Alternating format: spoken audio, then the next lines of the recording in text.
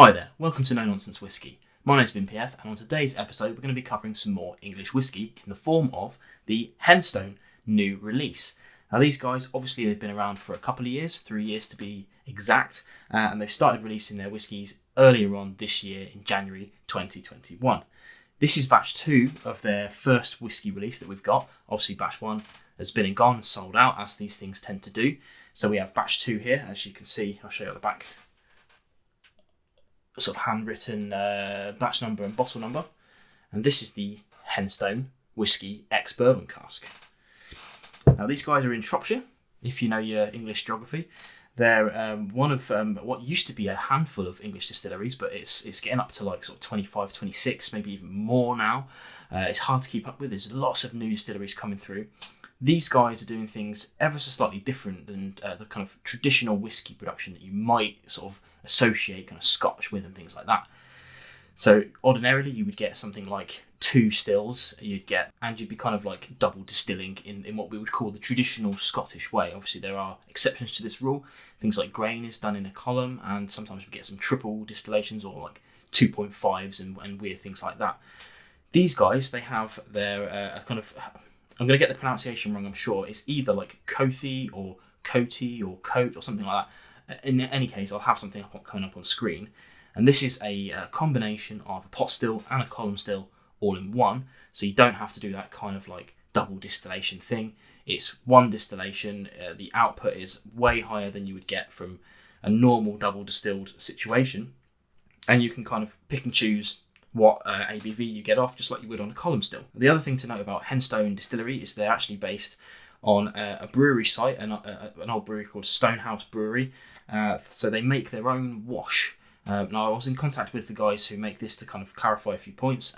One of the things that is important to note is that although they make their own distiller's beer almost, it's not like a beer that they release. It's been designed to be a distiller's wash essentially, which is exactly what other distilleries do. You know, they might not brew it themselves, but you know, it's just something interesting that these guys do on site. So yeah, they have their own wash going in. They have a slightly obscure still, especially in terms of UK whiskies. These stills are quite popular over in America, for instance. But yeah, so doing things a little differently to try and stand out a little bit more. This one here, as I mentioned earlier, is X Bourbon Cask. It's first fill. They've sort of said to me on the side that they do have some other different cask types maturing right now, so we'll look out for those coming in the future. Definitely interested to see what they're going to be bringing out with. A bit more about this bottle itself. Obviously, as you can see, the colour is quite light. This is a natural colour. It's non-chill filtered, presented at 43.8%, and sells for roughly £55. You know, so we're not talking about a cheap whiskey for its age per se. I don't tend to worry too much about age on the channel, more about the quality. But obviously, I know a lot of you will be concerned about that because you know a youthful whiskey for over 50 quid. You know, it's a little bit alarm bells, but as I've mentioned on many videos in the past, these newer distilleries just simply can't compete on price like some of the older distilleries can, who can just output loads of stuff and they've got so much stock, whatever. So yeah, you are kind of paying a little bit more for that kind of craft and that small batch vibe, and you're supporting a local business if you are from England like myself. I think that's enough wittering about the actual bottle itself. Let's get into the actual whiskey and see what we've got in the glass, shall we? Just behind here. As I mentioned earlier, I don't mind talking about colour when we already know that it's natural coloured. It is a kind of very straw-like colour, but that's to be expected after only 3 years, even on a first fill cask in the UK climates. Obviously, it's important to note that like this is obviously ex-bourbon still, so this has had whiskey, you know, bourbon, whiskey, whatever in America beforehand, so this isn't like fresh virgin oak. But yeah, so that colour is to be expected after 3 years. Let's get into the nose and see what we've got. Now, I should note as well before we start into this, this particular whiskey really benefits from sitting out on the side for a short while. And for my money, actually, it benefits from a really gentle swill, not a kind of really vicious swill. So for me, the predominant flavour is a kind of vanilla, which you would expect from a kind of ex-bourbon cask, which moves on into kind of lemon, but almost grassy, like a lemon-grassy vibe from it. And then there's kind of bags of kind of maltiness and hay-like qualities that I would associate with a youthful whiskey, but It's always something that I enjoy. And the back end is something that you don't very often get on whiskey, but I'm getting a slight hint of juniper on the back end that I don't mind at all. Let's try on the palate.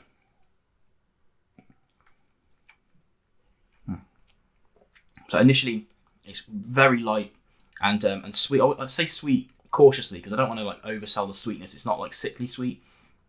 It's just a nice kind of gentle sugariness on the initial vibes, which moves into more of those vanillas and lemons. It's very much indicative of the nose on the palate, and you kind of finish off with a strangely sour note on the kind of malty cereal notes coming through. So it starts off sweet and finishes off more sour. It finishes, I'd say, kind of medium in length, and there's kind of like almost like a dry pepperiness that runs throughout, and it's again more of those vanillas and sweetness coming through. It's not overpowering on that citrus note, but it's definitely there. So yeah, it's a very interesting dram, very different to the kind of things that we've been trying recently, very different to what other English distilleries are doing, and I find that kind of thing very interesting. Obviously, I touched on value a little bit earlier.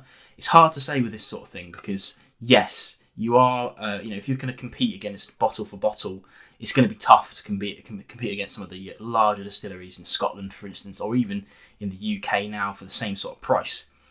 That said, it's important to note that this is obviously craft distilling, as I kind of mentioned a little bit earlier. So you have to know what you're getting into before you purchase a bottle like this. What you're doing is supporting a kind of fledgling business, and hopefully to produce more stuff in the future. We don't want to see these people. It is youthful, obviously it's only 3 years old and it's expensive for that age, but I think that we should kind of look beyond that a little bit and see more about the actual business side of it and what's to come in the future. I'm very much interested to see what the other cask types are that are coming out in the future. Hopefully we've got some kind of sherry cask, maybe some peated stuff. I actually don't know this for a fact, I'm just hoping. I do love my kind of peated English whiskey. Definitely some people to keep an eye on. If you're interested in picking up a bottle of this, there'll be a link in the description below, I imagine, to their website, so you can go and check them out. I'm not sure where this is available. I picked this up directly from them on their website, and very happy I did so too.